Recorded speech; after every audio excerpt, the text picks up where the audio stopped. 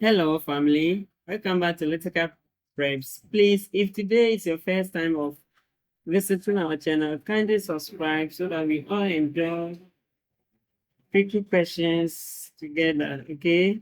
Thank you for doing that. Bye bye. So now,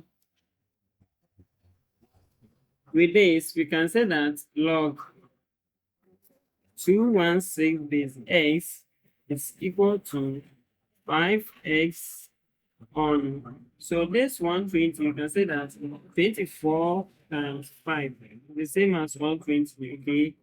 So we are having log 216 base s, which is equal to, so this one, this 5 can cancel this, okay? Leaving x on 24, okay?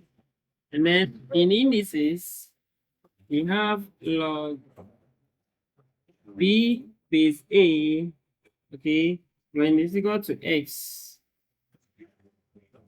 we can write it as b is equal to a exponent x, okay? So we are going to apply this here. So you say that 216 is equal to x exponent x on 24, okay?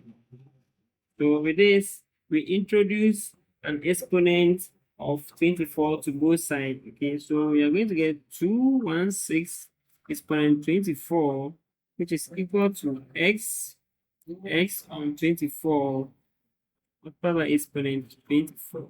Okay, so with this 24 will cancel out this. So we are going to get 216 exponent 24 is equal to x power x. Okay, now we have to focus on this 216 exponent 24. Okay, now